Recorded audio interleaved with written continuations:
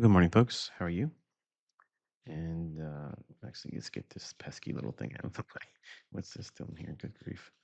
All right. So, yesterday I was giving my son a lecture on the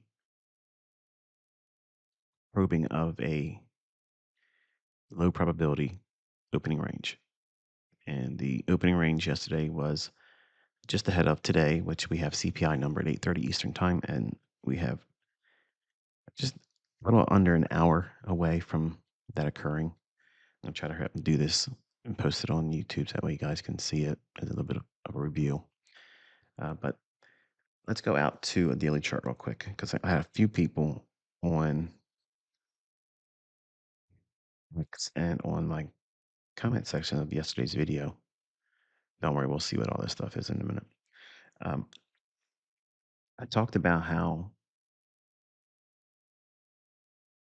this area was my immediate focus. Then I said the whole range to the downside because we're probing low probability opening range. So what does that mean? How far can it go? Now, I understand some of you are looking at this and saying, well, if you click the set here, it'll do this and do that. The close being 931 quarter, open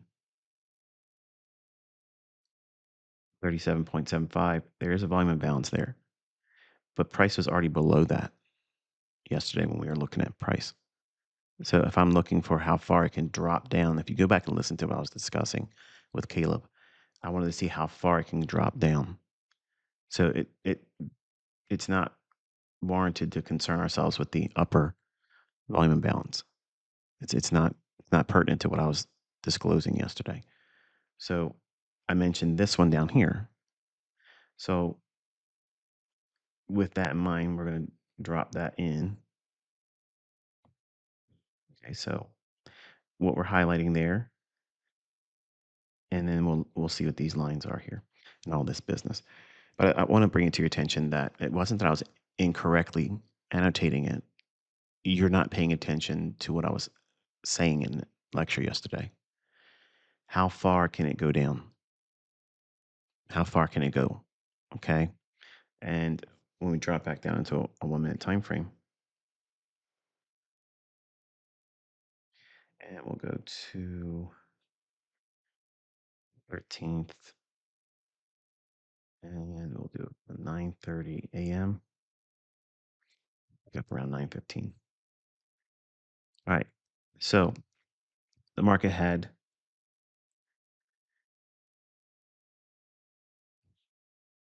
several things in here that I took Caleb's attention to. I was going backwards and looking at the 9:30 candle highlighted with a vertical line, and I promise I won't make this video very long. So there's a opening. Okay. I'll show you what these lines are in a moment. But we're going back through old price action, and by going to the left, let's okay, look at this. Look how obvious that is. Now, what you're learning this morning is why I chose those relative equal lows. What are those relative equal lows inside of? Oh, the daily charts volume imbalance, the low end, where I said, how far can it probe lower? Go back and watch yesterday's video, folks. I understand it's just underneath an hour, and you have other things to look at and waste time on social media with. But if you're here to learn, I'm telling you what to do. I'm telling you how to find it. Okay. Now I'm going to refine that today rather succinctly. So we have these relative equal lows. I like them because I already knew that the volume imbalance agreed with this. So now what am I saying? What am I saying and teaching? When I like to go back through old data to the left and determine where a higher low may form for the day or the session. Okay, either or. What I'm looking for is some higher time frame key level. Now that may be a weekly, it may be a daily. Predominantly, it's going to be a daily. and I've said this ad nauseum, unless you have a daily chart perspective, you don't have the highest degree of probability on your favor. So by knowing where these things occur and form, and I mentioned them yesterday, okay, the apt pupil would have already determined because of that volume imbalance that I was indicating in yesterday's lecture with Caleb that you should have it on your chart and you'll see why this agrees that this is what I was looking for. We have a low here, we have relative equal lows here, and we have this swing low here. But I wanted this one. Why? Because it's the first one dropping down in from where we were at 9:30. And if we go to regular trading hours,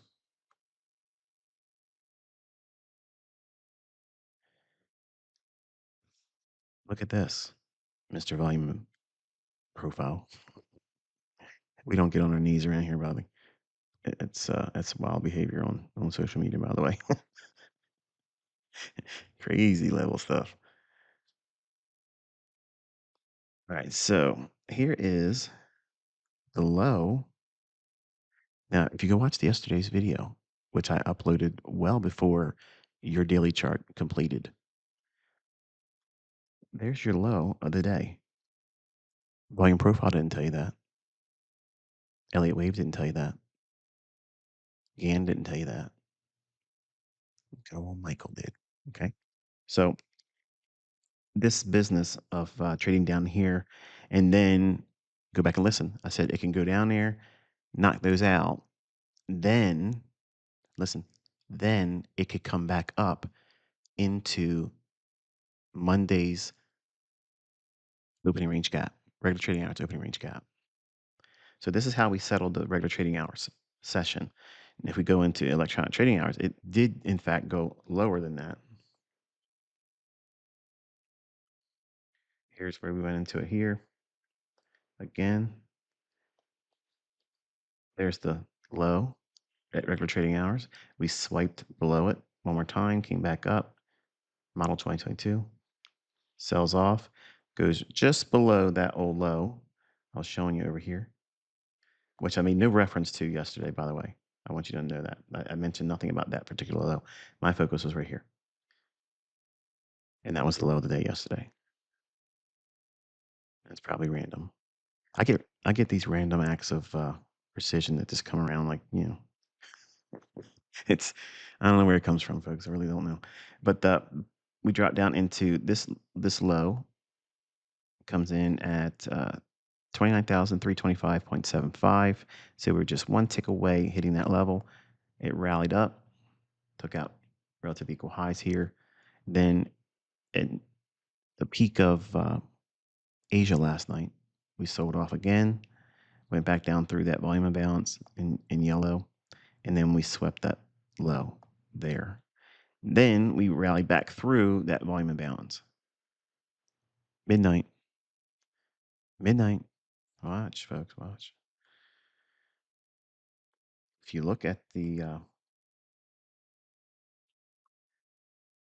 midnight candle right there. Okay, there's the open. There you go.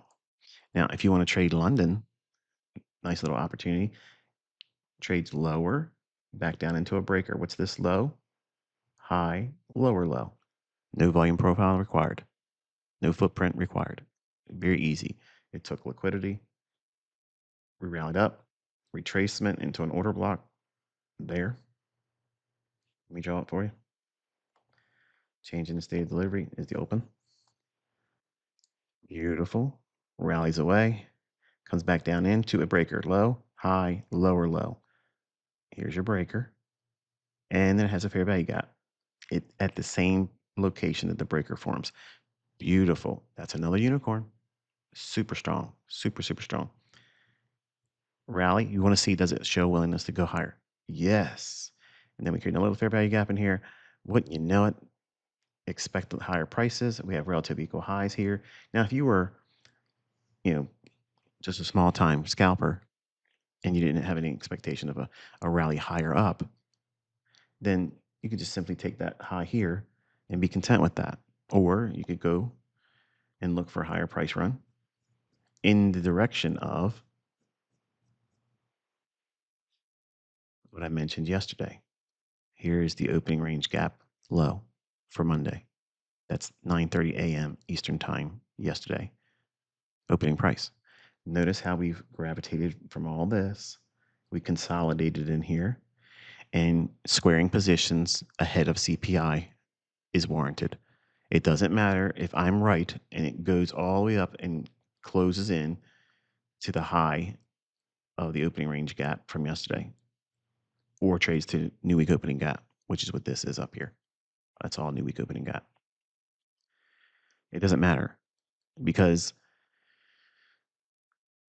14,000, 13,000, 15,000 is what it is. Okay. Sleeping overnight, waking up, making that kind of bread, it's a good thing. And risking it on the heels of a day that we anticipated certain characteristics about being low probability. And you can see we didn't really do too much in regards to trading into the gap. Here's the open at 9:30. We went up, hit the lowest octant in the opening range gap there, and that was it. We went lower and traded down to that lower volume imbalance at the regular trading hours portion of the sessions.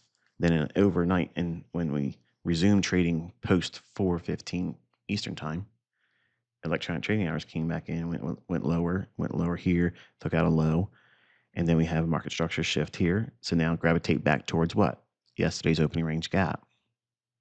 That's the low here. That's 9:30's opening price.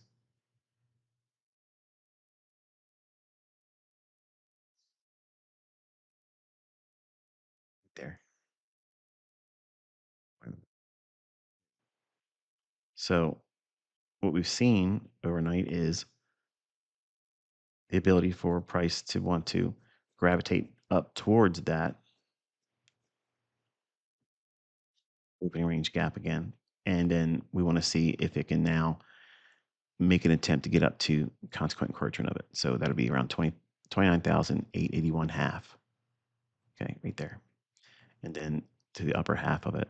And then maybe explore into the new week opening gap, which you can see over here. That's what this is. So I'll take this off for a moment and take this off for a moment and take this off for a moment. And there's the new week opening gap, which we came back up in. Notice it didn't do a full gap closure. That's why it was decidedly weak. Sunday night, sold off, sell side here. So I'm looking for price to basically get up into these areas today, as I mentioned yesterday. And if it can't do it today, I expect it to do it tomorrow on the PPI number. Okay. I will not be participating. My advice is if you're in something, your stop loss isn't going to save you. And it's still a gamble. I could be wrong. I could be wrong about where price is likely to go. I believe it's going to go higher because we have unfinished business up here with yesterday's regular trading hours opening range gap, and we have new week opening gap that didn't fully close. So I just don't think that it warrants the risk associated with holding something ahead of CPI or PPI.